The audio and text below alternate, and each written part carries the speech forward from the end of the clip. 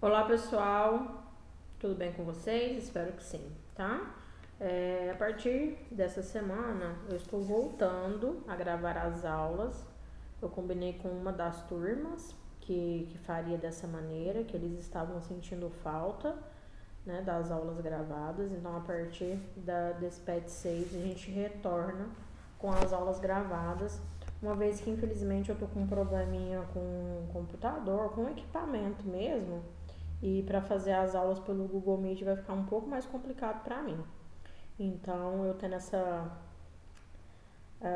aulas gravadas eu posso me programar com antecedência, né? Então, eu consigo me organizar e para mim fica mais fácil, tá? Então, a partir de hoje, tá? A partir dessa semana. Então, a gente está iniciando, vocês já iniciaram, na verdade, o PET 6, né?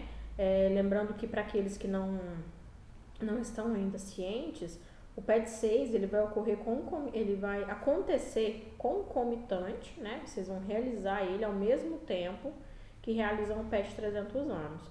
O PET 300 anos de Minas Gerais é um PET comemorativo, tá? Eu acredito que todos os professores já tenham conversado com as turmas, mas esse PET é um PET comemorativo aos 300 anos de Minas Gerais.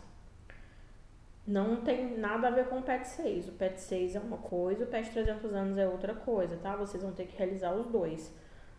O PET 300 anos, para quem ainda não sabe, vocês podem escolher entre realizar as atividades do PET, que são, se eu não me engano, só 2 atividades, uma cruzadinha e uma interpretação, ou vocês podem optar por escrever uma carta, né? Uma carta pessoal para um amigo e que tenha como tema Minas Gerais. Então, vocês podem escolher. Esse PET ele tem uma carga horária de 100 horas, que vai completar as 800 horas que vocês precisam ter no final do ano, tá? Para poder conseguirem a aprovação. Cada turma vai mandar para o seu professor representante, né? Então, eu sou o representante da turma do primeiro A. Então, o primeiro A vai enviar para mim. Os outros primeiros, né, que eu trabalho, que é o B, são o B, o C e o F, vão enviar para os professores representantes. Então, vocês não vão mandar para todos os professores, somente para o professor representante, tá? Da turma de vocês. Então, vamos lá, semana 1 do PET 6. O PET 6 ele vem bastante voltado para os gêneros, né? Para os gêneros textuais. Eu acho que é bastante interessante que vocês conheçam boa parte dos gêneros. Vocês já viram aí ao longo do ensino fundamental, e agora no ensino médio a gente vai reforçar um pouquinho sobre esses gêneros. Então, nessa semana 1, o PET traz os gêneros textuais notícia e reportagem. E começa lá com esse pequeno texto. A notícia é um gênero discursivo que procura apresentar o registro de fatos de interesse geral, sem que a opinião de quem a escreva a respeito dos acontecimentos seja explicitada. Então, a notícia, pessoal, ela vai simplesmente contar um fato, tá? Ela não vai trazer a opinião de quem relata, de quem escreve, do autor, no caso. Apesar de que a opinião, a ideologia, ela tá muito arraigada, né, ao que nós pensamos, a nossa vida. Então, muitas vezes pelo próprio discurso, pela maneira como se fala, pelas palavras utilizadas na hora de escrever ou de dar uma notícia, é possível perceber ali por trás da fala do autor qual é o seu posicionamento, né? Então, a gente costuma dizer na língua portuguesa que não existe um discurso neutro. A pessoa, por mais que ela tente ser neutra, a neutralidade também é uma forma de posicionamento, tá bom? Seguimos. Nesse sentido, os autores buscam ocultar o seu posicionamento ou o do veículo de comunicação em relação ao fato relatado. Então, eles tentam ao máximo ocultar, né? Dentro do gênero, isso precisa acontecer, não pode aparecer explicitamente a opinião de quem narra. A sua finalidade é primeiramente informar, por meio de um relato, as circunstâncias em que ocorreram os fatos registrados.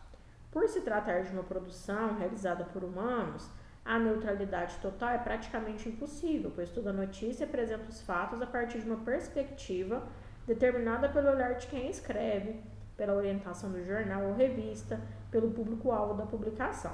Então, por exemplo, uma notícia tratando sobre alguma questão política, né? Então, nós temos aí diversos posicionamentos dentro da política e alguns meios de comunicação, alguns desses meios, eles têm o seu posicionamento, certo? Então, um jornal em específico, ele tem um posicionamento, tá? Ele vai dar uma notícia, ele precisa dar uma notícia sem que esse posicionamento apareça. Porém, como eu disse para vocês, não existe neutralidade no discurso, né? Por mais que a pessoa, o repórter, o veículo de comunicação tente passar uma neutralidade, é bem difícil, tá? Porque nas palavras, na forma como fala, na forma como se escreve, é possível perceber por trás de tudo isso, nas entrelinhas, né? O posicionamento daquela pessoa ou daquele veículo de comunicação. Já a reportagem é um gênero discursivo que se define por apresentar informações sobre temas específicos e por caracterizar as situações e acontecimentos a partir da observação direta dos fatos. Então, a observação, ela tem um pouco a reportagem, ela tem um pouco da notícia, porém ela é dada a partir de um posicionamento, né? Então, o repórter, ele vai lá, ele observa os fatos e ele vai contar a partir da sua visão, certo? Então, ela é diferente da notícia porque ela traz esse posicionamento e a notícia não traz esse posicionamento, pelo menos não deveria trazer, tá? É o produto, portanto, da atividade do repórter. Embora não tenha um caráter predominante voltado para a objetividade e a neutralidade, como as notícias, a reportagem já apresenta mais traços subjetivos, ou seja, deixa transparecer o posicionamento de quem escreve. É impossível escrever uma reportagem sem apresentar o seu posicionamento, né? Porque tudo que vai ser apresentado, tudo que vai ser tratado, tudo que vai ser dito é com base na observação de quem está escrevendo, de quem está falando, do repórter no caso, tá bom? Então, a reportagem ela é mais subjetiva, por quê? Porque ela traz esse posicionamento, essa opinião. Já a notícia, ela tem que ser mais objetiva, né? Porque, teoricamente, ela não deve apresentar o posicionamento de quem escreve ou de quem fala, apesar de ser, como eu disse para vocês, a neutralidade também ser um posicionamento, tá bom? Aí tem esse texto aqui abaixo, ó. 60% das pessoas dormem segurando smartphones, diz pesquisa. Consumidores por todo o mundo admitem, eles dormem com seus smartphones, o levam para o banho e resgatariam o aparelho de um incêndio antes de salvar o gato da família. Essas são algumas das descobertas de uma pesquisa feita em 7 países entre mais de 7 mil pessoas sobre os seus hábitos com smartphones, divulgada nesta terça-feira pela Motorola, a mais nova aquisição da gigante chinesa de eletrônicos Lenovo. 60% dos entrevistados disseram que dormem segurando seus aparelhos, com a maior porcentagem na Índia, 74%, e China, 70%. 57% disseram que levam seus celulares para o banheiro, com as maiores porcentagens na China e no Brasil. 1 em cada 6 usuários de smartphones disse que usa o aparelho durante o banho, e mais da metade, 54%, afirmou que procuraria o celular antes do gato da família no caso de um incêndio. A pesquisa foi feita pela internet, pela KRC, e ouviu um total de 7.112 donos de smartphones nos Estados Unidos, Reino Unido, Brasil, China, Espanha, México e Índia. Foi retirado da Isto É, tá? Essa notícia. E aí vem as perguntinhas do PET. A número 1 diz assim: a finalidade do texto fica clara logo no primeiro parágrafo. Qual é ela? O texto apresenta uma opinião ou um fato? Destaque elementos do texto que comprovem sua resposta. Então, gente, pede a finalidade do texto. É muito simples, né? O que o texto está mostrando para nós? O que ele quer apresentar para nós? Ele quer apresentar os hábitos dos consumidores de smartphone, né? Ele apresenta, então, o comportamento das pessoas, como é o comportamento das pessoas utilizando o telefone, certo? O texto apresenta uma opinião e um fato. Apresenta o fato, né, no caso, porque não tem opinião, como é uma notícia, não tem opinião do autor da notícia, ele simplesmente apresenta os dados que foram coletados, né? Então, os dados foram coletados por meio de pesquisa, então não tem opinião, né? Tem relato de dados que já foram coletados. 2. Que elementos do primeiro parágrafo permitem identificar o objetivo do autor? Quase todos os textos informativos procuram responder essas questões. O que? Qual foi o acontecimento ocorrido? Quando? Esse fato aconteceu em que momento? Onde? Esse fato aconteceu em qual lugar? Quem? O sujeito ou os sujeitos envolvidos nesse relato? Por quê? As razões que possibilitaram esse evento. E como? Os processos envolvidos pela consolidação desse fato. E aí pede pra gente ver como essas questões podem ser respondidas no texto, né? Então, eu respondi aqui a primeira pergunta. O primeiro parágrafo apresenta que o objetivo do texto é apresentar o hábito dos usuários de smartphone. Então, se a gente voltar lá no primeiro parágrafo, ó, consumidores por todo o mundo admitem, eles dormem com seus smartphones, o levam para o banho e resgatariam o aparelho de um incêndio antes de salvar o gato da família. Esse é o primeiro parágrafo. Só que já no título, ó, 60% das pessoas dormem segurando smartphones, diz pesquisa. O próprio título já traz aí um pouco um resumo do que eles querem apresentar aqui nessa notícia, né? Então, o objetivo do texto é esse, mostrar o hábito das pessoas, o comportamento das pessoas. E aí, fala pra gente encontrar o que, quando, onde, quem e como, né? Então, o que? O que é que tá buscando essa notícia? Ela aparece já no título, ó, apresenta que 60% das pessoas dormem segurando smartphones. Então, o texto vai relatar esses fatos, né? Como se chegou às vias de fato, como se chegou a essa conclusão. Quando? No momento da realização da pesquisa, né? Os usuários, eles afirmaram que dormem com o telefone. Então, o quando é no momento da realização da pesquisa. Onde? Bom, aí eu fui lá e procurei, né? A pesquisa foi realizada em 7 países. Então, aconteceu aí em 7 países. Não relatei aqui todos os países, eu não lembro se lá fala. Fala não. Então, só 7 países tá bom. Quem são os participantes? Os usuários de smartphone, né? Por quê? Bom, a pesquisa foi realizada com que fundamento? Para verificar o hábito dos usuários, o comportamento das pessoas. E como? Bom, a notícia foi criada a partir dos resultados apresentados que foram obtidos por meio de uma pesquisa, né? Então, eles pegaram os resultados que apareceram na pesquisa e descreveram eles aqui. Então, esse é o como, tá? 3. Como a notícia, a reportagem também é um gênero jornalístico. Em quais suportes você observa a ocorrência de reportagens?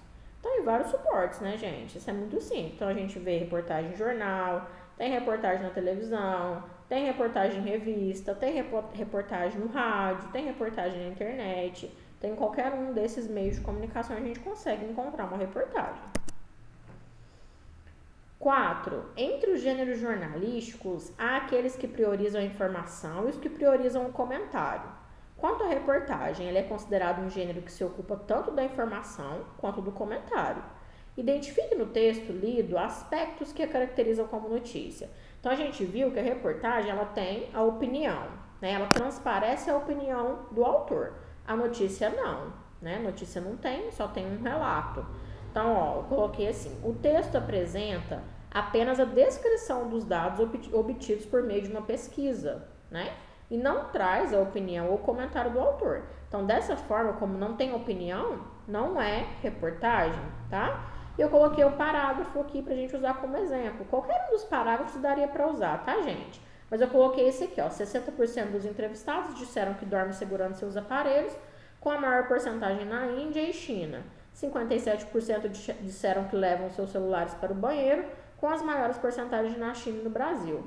Então, nesse parágrafo, a gente vê que são apenas relatos, eles estão relatando os dados, eles estão descrevendo os dados que foram descobertos aí a partir da coleta, né, da pesquisa. Então, não tem opinião, tá bom? E por fim, a número 5, quais são as principais características da reportagem? Como eu já disse, né, tá lá também no início do PET, que é aquele primeiro textinho que traz lá, Eu coloquei as características principais de uma reportagem são apresentar um fato com base na visão do repórter, né? A reportagem, assim como a notícia, apresenta um fato sobre um determinado assunto.